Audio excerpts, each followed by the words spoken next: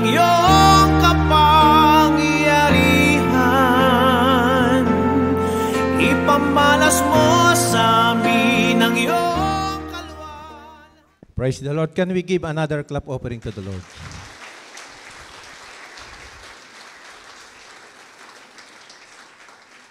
Okay, salamat at makakaupo na po tayong lahat.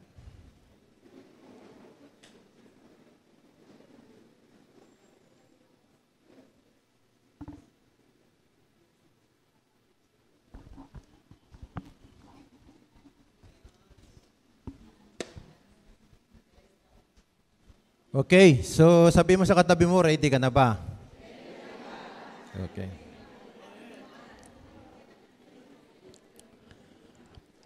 Ako po ay katatapos lang umattend ng isang seminars. Ito po ay The End Times. Tayong mga mananampalataya, dapat marunong tayong bumasa ng oras. Oras na ba para kumain? Sabi ng Panginoon sa mga Pariseo, Skriba, marunong kayong bumasa ng panahon, pero hindi kayong marunong bumasa ng oras. Okay, so talking about prayer, mga kapatid, alam nyo talaga yung prayer ay, the importance of prayer, nakita ko po yung kahalagahan ng panalangin kasi ang ating Panginoon Jesucristo during His earthly ministry ay siya ay isang taong mapanalangin. No? Every morning, He wake up, go to an isolated place and pray. Okay?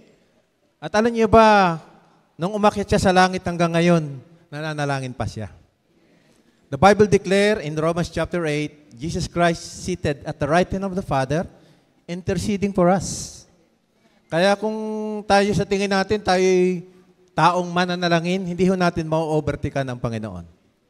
Pero bago ko ituloy yung aking kwento, ay let's bow our head. Manalangin muna tayo. Lord, maraming salamat sa pribilehyo na maging vessel ng iyong word. Holy Spirit, speak to us and bless your people. In Jesus' name we pray. And everybody say, Amen.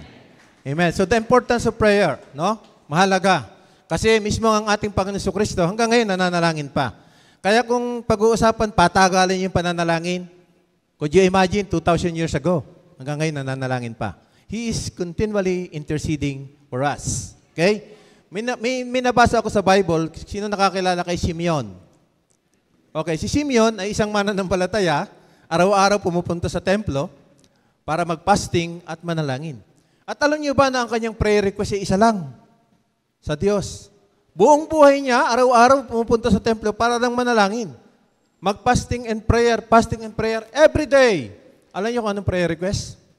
Gusto lang niyang makita ang mukha ng Misaya. Yun lang kanyang prayer request.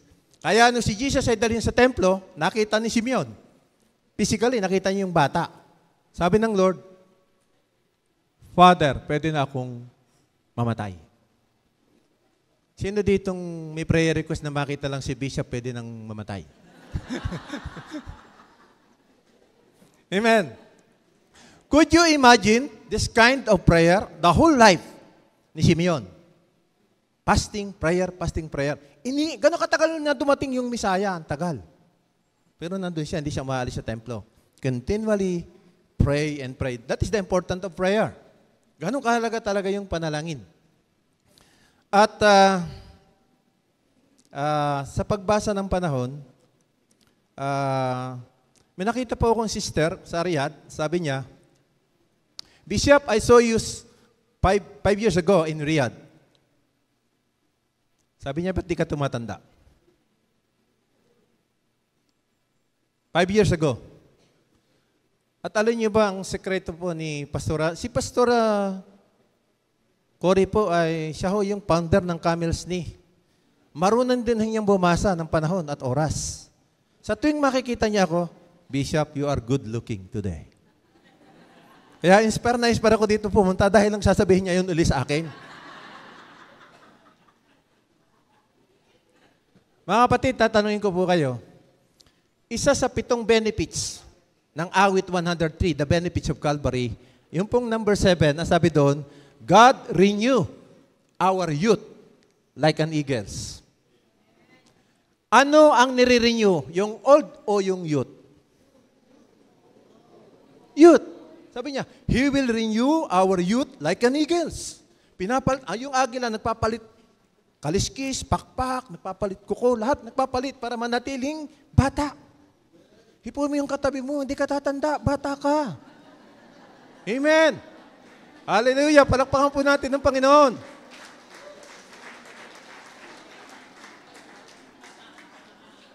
Amen. Paano tayo tatanda, mga magulang at kapatid? Paano tayo tatanda? Nung tanggapin natin si Kristo bilang Panginoon at sariling tagapagligtas, binigyan niya tayo ng buhay na walang hanggan. Unlimited days. Buhay na walang hanggan, paano tatanda? Ang nakikita nyo ngayon, physical, that is my physical body, that is not Bishop. Bishop is inside my body, living a physical body with a soul. Yun yung eternal life. Sabihin ko na sa iyo eh. Pero bakit mananatili naman yung iyong physical na katawan na kutis bata? Bakit pananatili yan? Eh di, magpunta kayo kay Ricky Bello.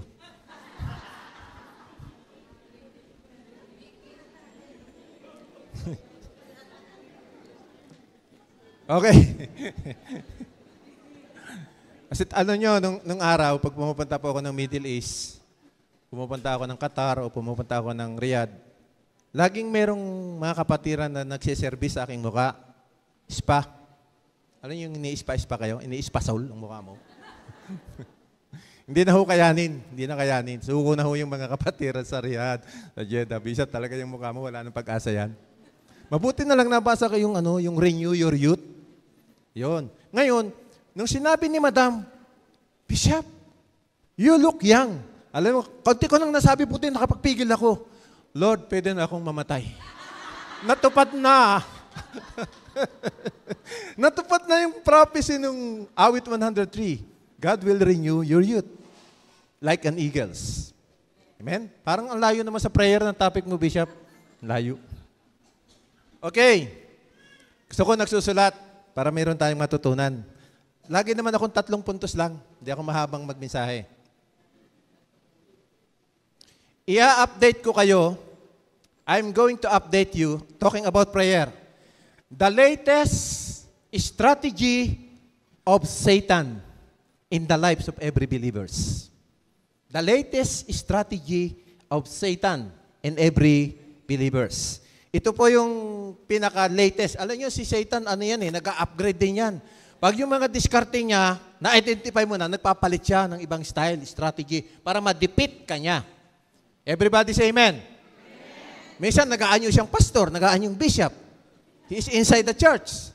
So, he is looking like an angel of light. So, mahirap siyang kalaban, matalino siya. Pero ngayon, na-discover ko yung latest na strategy niya. At yun yung isi-share ko sa inyo. Number 1, Satan never tempt you to sin. Hindi kayo tempt ni Satan para magkasala. Satan prevent you to stop praying. Ang ginagawa ni Satanas sa mga mananampalataya ngayon ay hindi yung ikaw ay ituksuhin para magkasala. Hindi. Ang ginagawa ni Satanas, ikaw ay binibisi niya, no? Mga wrong priorities na mga ginagawa para huwag kang makapanalangin. Sapagkat kapag ikaw ay nakapanalangin, talo na siya. Amen? Hallelujah. Sabi po dito sa Mark 14:38, be watchful and pray, lest you enter not into temptation. The spirit is willing, but the flesh is weak. Take note. Sabi dyan ng Bible, be watchful and pray. Now, prayer is a command. Prayer is a command.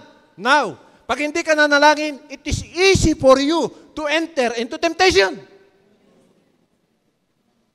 So, lahat ng mga Kristiyanong hindi nananalangin, mabilis siyang magkasala, mabilis siyang magsinungaling, mabilis siyang magbaritis, mabilis siyang magparitis. Madali mo lang malaman ang isang Kristiyanong hindi prayerful. Gagamitin lang yan ni Satanas para manggulo sa church. So, ayaw ni Satanas na ikaw ay manalangin. Yan yung kanyang piniprevent. Why? Sabi niya, be watchful and pray. Why? If you pray and you are be watchful, you will not enter into temptation. Hindi ka matutukso. Hindi ka makakagawa ng mali kung ikaw ay prayerful. Kaya nga po makikita natin sa buhay ng Panginoon. Makikita natin sa buhay ng Panginoon na prayerful siya. Hindi siya nagkamali kahit minsan. Amen? Okay. Tingin mabuti. When you stop praying, God stop working. Bakit? Sabi ng Bible, humingi ka at ikay tatanggap. Paano ka tatanggap? Di ka nahingi. Eh di tigil din ang blessings. When you stop praying, even blessings stop. Bakit? Kasi yung blessing nakadepende sa yung asking.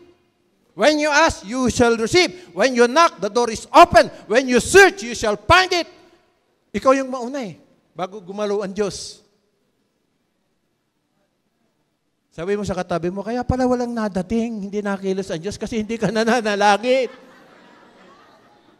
Amen. Amen. Minsan, expect na lang tayo ng maraming bagay. No. When you stop praying, God stop working. Ganon kahalaga ang prayer. Hindi niya pwedeng i-violate yung kanyang sinabi. Ask and you shall receive. Hindi niya pwedeng baguhin. Kailangan talagang humingi ka para tumanggap. Ay hindi ka nahingi, kaya hindi siya nagalaw. Amen po ba? Alam ni Satanas yun kapag sabi niya, ibibisihin ko ito. Mag-ano-ano muna ito sa maraming bagay. Bibigyan ko ng magagandang restaurant. Ipoprosper ko siya para huwag makapanalangin. Kasi kapag nakapanalangin ito, talo ako. Sabi ni Satanas. Amen po ba? Meron ho ba tayong natututunan? So that is the importance of prayer. Satan try his best to prevent you to pray. Kapag hindi ka nakapanalangin, minsan nakalipas ng maghapon sa totoong buhay nakalipas ng maghapon. Busy ka sa maraming bagay, busy ka sa mga ministry activities pero hindi ka nananalangin. Nayari ka ni Satanas. Amen. Okay lang kay Satanas yung panay ang pagkupuri mo, panay ang paghayo mo, pero huwag mo lang kausapin ang Diyos. Kasi kapag nakausap mo ang Diyos, delikado siya.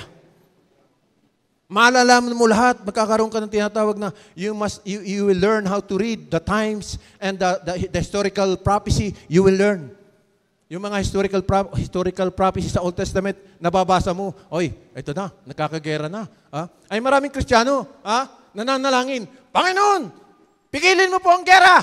Panginoon, pigilin mo po ang pamin. Ay, ba't niyo papapigil sa Lord? Ay, prophecy yan. You are wasting your time. You are praying not based on the Word of God.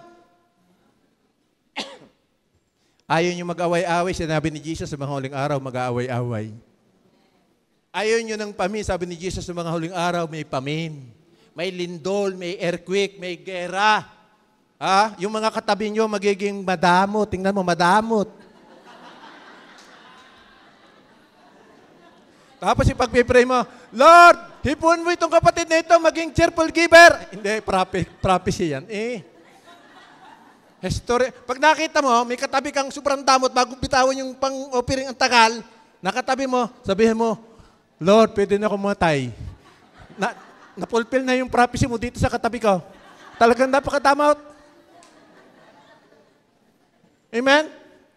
Ang tawag dyan ay historical prophecy fulfilled. Sa Old Testament, pinaprophecy yan. On the last day, these things will happen. Ngayon, pag natupad na yon, praise God. The Word of God is true dahil nagaganap. Okay, so na yun ang aking point number 1. Malapit nang kumain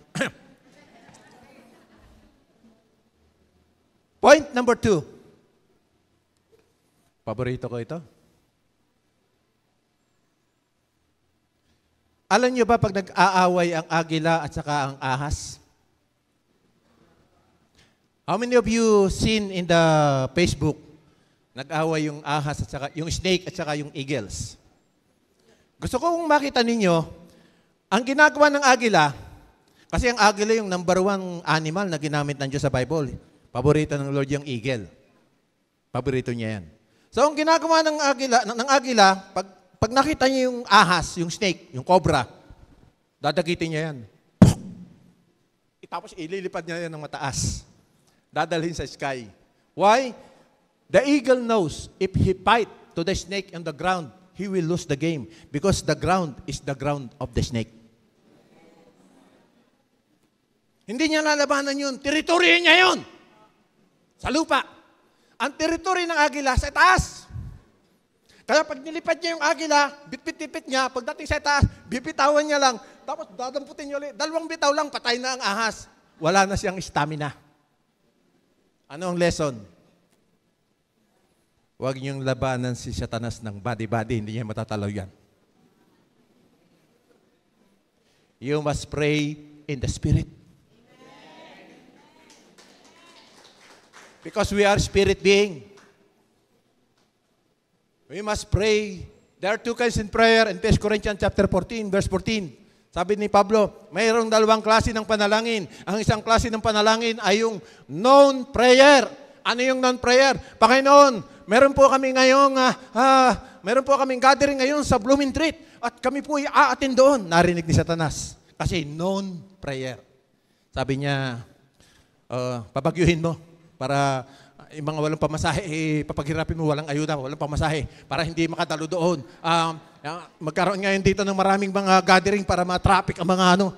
Nai-intercede ni Lucifer because he knows your prayer. Known prayer. Pero alam nyo ba, praise God, dahil mayroong prayer sa Bible na sabi ni Apostol Pablo, na yun ang kanyang lifestyle, yung prayer in tongues, heavenly language. You must pray in the Spirit. Sa yung full armors of God, there are 7 full armors of God. The helmet of salvation, the breastplate of righteousness, the belt of truth, the gospel of peace, the shield of faith, the sword of the Spirit, and prayer. Prayer. Ang prayer ay nasa likod. Ang prayer ay backbone. Makikita nyo lahat ng binanggit ko nasa harap. Bakit nasa likod ang prayer? Because prayer is the backbone of our spiritual life. Yan yung sumusuporta doon sa lahat. Without prayer, talo ang mga mananampalataya. Okay, so prayer.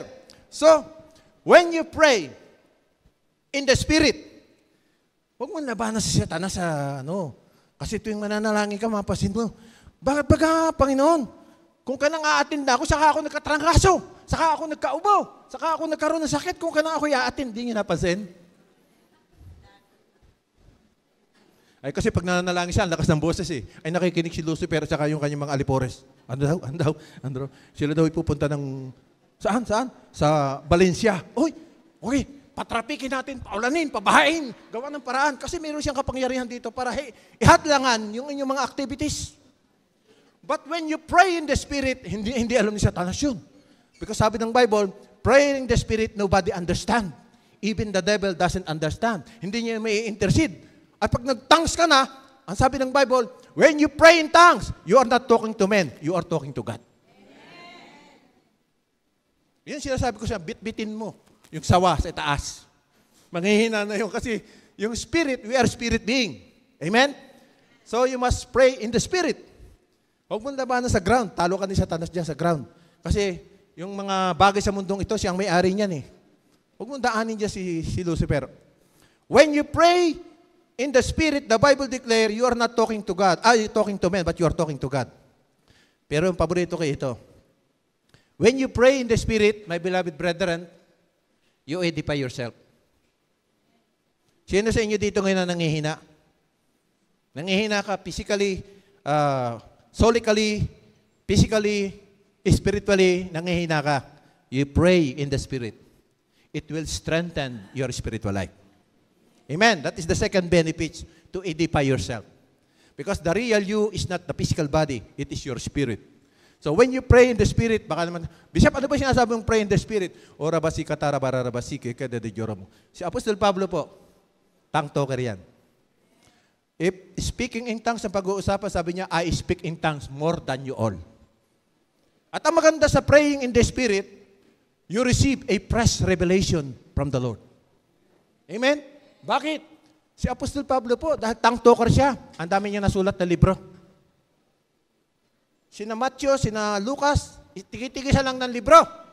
Si Apostol Pablo, siyam, ang nasulat niya. He received, because he is tongue talker, he always talk to God. Remember, pray in the Spirit is talking to God.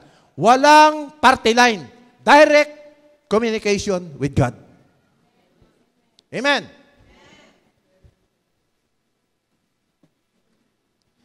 Praying in the Spirit, you are sharpening your spiritual senses. Kanina sabi ni Pastor nadidiscern niya, yung mga lagi nagpe-pray in the Spirit, ang talas ng discernment niyan. Yung 9 gifts of the Holy Spirit, the gift of wisdom, the gift of discernment, the gift of knowledge, the gift of miracles, the gift of healing, the gift of miracles, prophecy, tongues, and interpretation, meron kang discerning of spirit. So, kapag kayo tongue talker, ang dali mong ma-discern. Pagpunta mo sa church, alam mo na yung mga hindi magbibigay at walang ibibigay. Madali mong ma-discern yung pastor na kaya lumalapit siya hingi ng tulong. Madali. Sabihin mo lang sa kanya, yung mga pastor, pag medyo nakamay-kamay na sa akin sabi ko, kagagaling ko lang sa doktor. Bawal sa akin ng ma-stress. Wala na. Ganun mo lang i-encounter. Hindi na matutuloy yung kanya sasabihin. Gagamitin na ang BOT para maiparating sa akin yung kanyang pangailangan. Amen. So, pray in the Spirit because we are a spirit being. The Bible declared there are 2 kinds of prayer, known prayer and unknown prayer. Ang ganda po noong prayer in the Spirit kasi hindi makapag-interpret si Satan. Hindi siya pwedeng, hindi niya alam Sabi ng Bible, wala nakakaalam. Maging ang mga tao hindi alam yung prayer in the Spirit. That is a heavenly language. At yan po ginagamit ko tuwing umaga. Pagising ko po, ako nagja-jogging 1 hour. Habang ako nagja-jogging, I speak in tongues. At ito ang maganda nun. Ikaw, when you speak in tongues, you are interceding in behalf of other believers. Akala nyo nagtatangs lang kayo, you are talking to God. Hindi. Nag-i-intercede ka sa mga kapatid na mababangga, mahuhold up, mamamatay, may aksidente. You are interceding because the Holy Spirit knows the problem everywhere. Amen? So, sa loob lamang ng 2 oras na patang-tangs ka na, orabasik, katarabasik, kaya di Diyoro mo so ko. Habang naglalakad ka sa orabasik, katarabasik, marami na sanang napahamak ng mga mananampalataya. Pero hindi sila napahamak because my spirit is interceding in behalf of other believers. That is number 4 benefits of praying in tongues. Okay?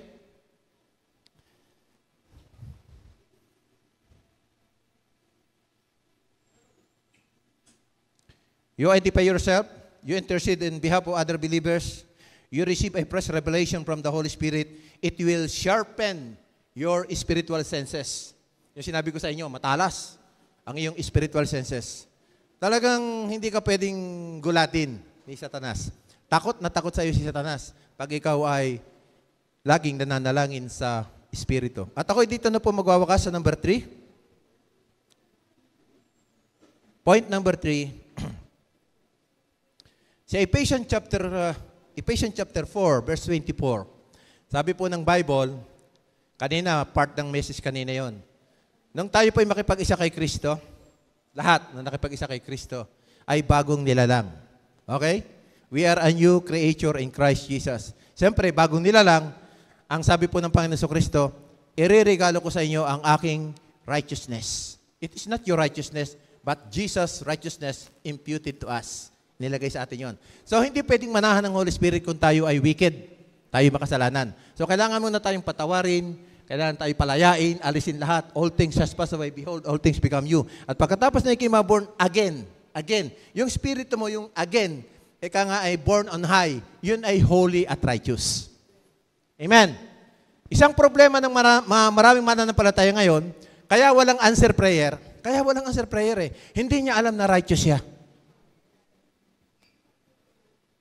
Ephesians 4:24. Isuot ninyo ang inyong baluti. Tatagalugin ko para madaling maintindihan. Kasi minsan pag ini-English ko, hindi ko rin maintindihan. O tatagalugin ko na. Isuot ninyo ang inyong bagong identity. Bagong anyo. Bagong damit ay inyong isuot. It is a command. Amen? Ano yung isusuot namin? You are created in the image of Christ. Ano yung image si Christ? Righteousness and holy. Okay. Bakit ko binibigyan ng diin? Ako, alam ko, righteous ako Every morning, I am the righteousness of God in Christ Jesus. Thank you, Lord, for the abundance of your grace and the gift of righteousness that caused me to reign in life in Christ Jesus. Thank you, I am made righteous. I am made holy. I believe, I receive, I declare, I live, I enjoy. Amen. Bishop, bakit mo binibigyan ng diin na tanggapin namin na kami ay righteous? Bakit? Kasi sabi po ng 1 Peter 3:12, the eyes of the Lord is only on the righteous. And His ears are only open unto their prayer. Para hindi yata naintindihan. Mahalaga na alam mo na righteous ka. Bakit? Ang panalangin lamang ng righteous, the prayer of a righteous man availeth much. Ayan pala, narinig na. Ang galing, ano? 1 Peter 12. Because the eyes of the Lord are on the righteous and His ears. Nananalangin ba kayo? Saan ang tainga ng Diyos nakabukas? Saan nakabukas ang tainga niya? Kanino? Ano bang translation niya? Ano ba yung achieving yan? Ngayon lang ako nakakita niyan. Sa NIV? Wala kayong NIV? Binanggit pa dyan yung righteous? Ayun. For the eyes of the Lord are upon, sa ibang translation, upon the righteous, and His ears are open unto their prayer. Now take note, binanggit yung prayer. Prayer tayo ng prayer, prayer ng prayer ng prayer. My question is this, do you believe that you are righteous? Kasi ang principle ng Diyos believe, receive, declare, live, enjoy. Amen? So I believe I am righteous, and then I receive the word of God. I am righteous according to the Peter. Then I want to declare it. Because what you say it shall come to pass. And you shall have whatsoever you say it. Hindi sapat yung naniniwala ka lang kay Jesus. Hindi yung sapat, kailangan tanggapin mo yung pangako ni Jesus. At patapos mong tanggapin, kailangan mo pang ideklara ang sinabi ni Jesus. Alam nyo, ng likhaan ng Diyos ang langit at lupa. Sabi ba, nag-isip pa ang Diyos? Inisip niya lang, magkaroon ng araw. Inisip niya lang ba yun? Hindi, sinabi niya. Magkaroon ng araw, magkaroon ng bituin, sinasabi niya. Kasi walang accomplishment lahat ng ating believe without declaring. Amen. So kung righteous ka, I believe I am righteous. Therefore, I declare I am the righteousness of God in Christ Jesus. At ang sabi pa ng Bible, how much more to them that receive the abundance of God's grace. Ang mag-i-enjoy lamang sa blessings ng Lord, sa favor ng Lord, ay yung nakatanggap ng abundance of His grace.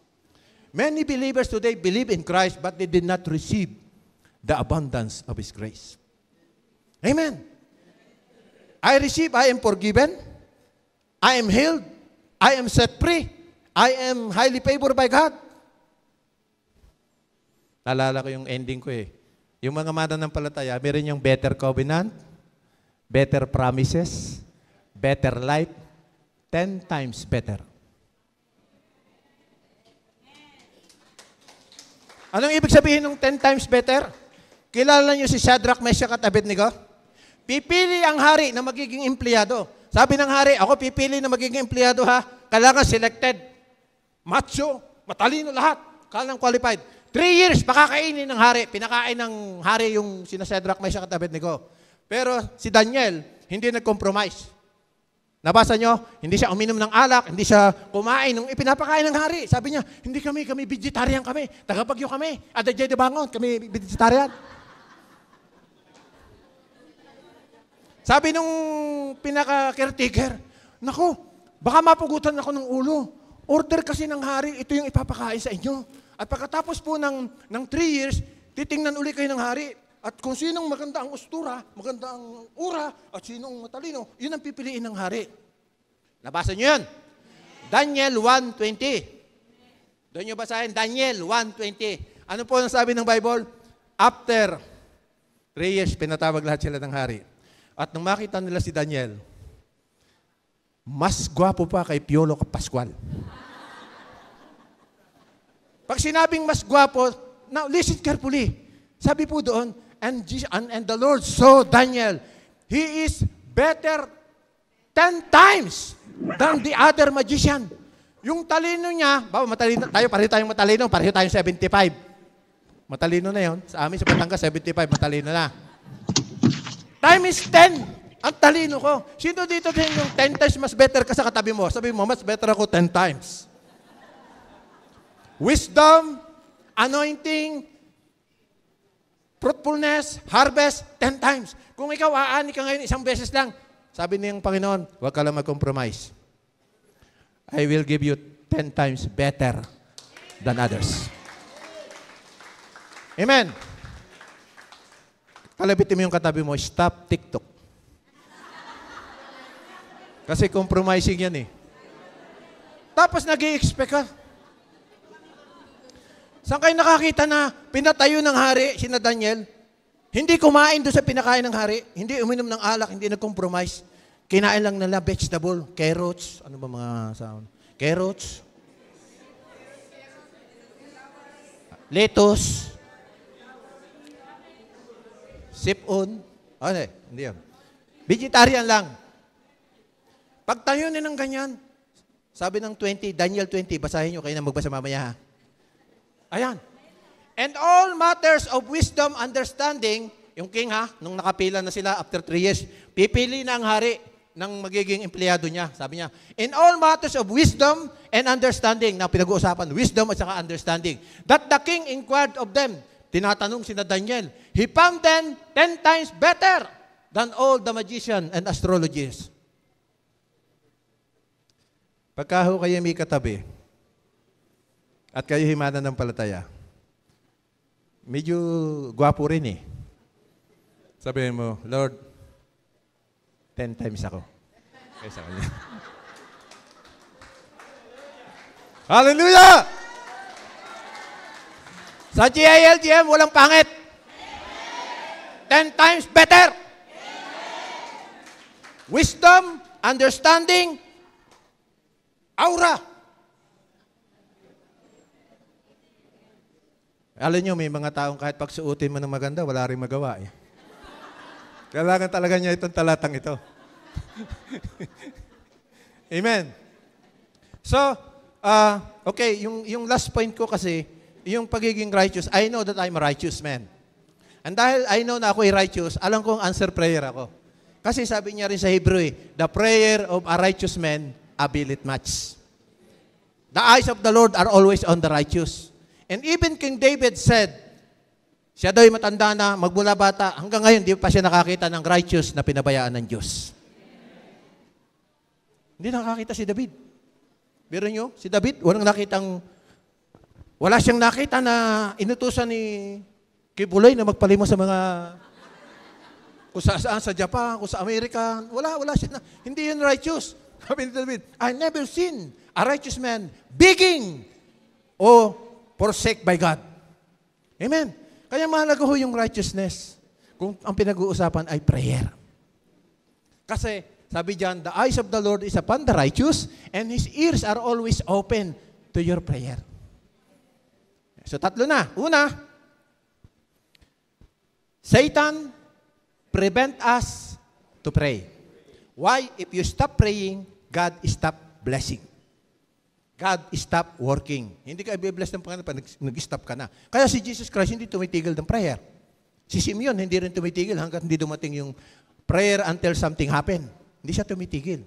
Kasi yan lang ang panalo ni Satanas. Kapag ang isang Kristiyano hindi na nanalangin, talo na yan.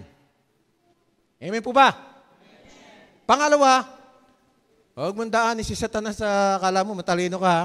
Panginoon, protektahan mo kami. May mga prayer pang ganito eh. Panginoon, yung mga kurdyang yan, bulagin mo ang mata ngayon. Para huwag kaming makita. Pambihira ka, pati walang kanalam pabubulag mo sa Diyos.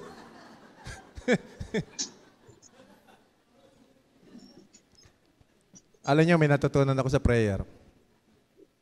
Hindi ako nagmamakaawa sa Diyos para bigyan ako ng Diyos. Never I cry, I never begging to God to receive the blessings.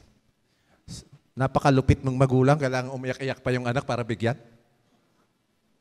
Kailangan pang lumuhod, magpatira pa para lang maka-receive ng blessing. Kanya ka bang aba? Yung anak ko, pag nag-aaral, tatay, may bibilhin ako. Ay, anong bibilhin mo? Cellphone po. Mahal yun eh. Tama naman, ako naman eh. Marami naman yun, iPhone, iPad. Pero ako, iPad. Sige, bili. Yung pinaka-the best ang bilhin mo na. Tatay ako eh. Hindi ko na patatagalin yun kasi kung ikay tunay na anak, paghihirapin mo pa ba ngayong anak bago mo bigyan ng blessings? Hindi. Yung mga totoong anak, automatic agad yan, basta humingi sa ama. Hindi pa na lumalapit eh, nakahanda na yung ibibigay. Oh. Sabihin mo sa katabi mo, dapat ganyan ka, magbago ka na. Amen. So in summary, mga magulang at kapatid, ako nagpapasalamat kay Madam Cory. Kasi siya ho yung ating founder ng Camels Ministry. JILGM is not only a Great Commission church, it is not only a loving church, but a praying church. Kasi alam natin ang kahalagahan ng prayer.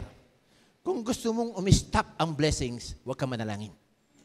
Kung gusto mong huwag gumalaw ang Diyos, huwag kang manalangin. Alam ni Satanas yan. Kaya bibisihin ka niya. Hindi ka, bibigyan ka. So busy ka naman, maghapon di ka na nakapag-pray.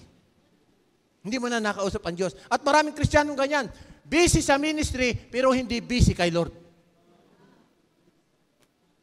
Ay ako, mas gusto ko yung katulad ni Jesus, unahin ko muna ang Ama, makikipag-usap muna ako. At pagkatapos, pagdating ko sa tao, bulag! Makakita ka! Pilay! Bumangon ka! Patay! Bumangon ka! Ang bilis ng ministry kasi inuna ng Ama. Ay yung mga disciple, inuna muna ang tao. Nag-aral muna sa theological ng mga bacteriology, psychology, demonology. Nag-aral. Kaya nung nakaharap nila yung demonyo, hindi nila mapalayas. Sabi, Lord, bakit hindi namin mapalayas? Ginamit na namin ang iyong pangalan. Ginamit na namin yung pinag-aralan namin sa mga warfare. Hindi namin mapalayas. Sabi ng Panginoon, ang problema nyo, kulang kayo sa prayer. Ay ako, pumunta muna ako sa tatay. Humingi muna ako, nagpa-download muna ako ng lakas. Kaya pagbalik ko sa tao, sa inyo 2 oras, sa akin 1 kisap mata lang, tapos na ang istorya. At maraming Kristiyano ngayon dyan, bago mapalayas ang demonyo, kailangang gulatin pa. Lumas ka! Bati ka muna, sabi mo magugulatin, sabi ni Satanas. Bubuti nakaintindi ng Tagalog si Satanas. Sabi niya, ba't ako aalis dito? Ay kaibigan ko itong pinalalayas mo. Partner kami nito, hindi ako lalayas. Sabi niya. Amen. So, number 1, mga kapatid, put in your spirit, the only latest strategy of Satan today is to prevent you to pray.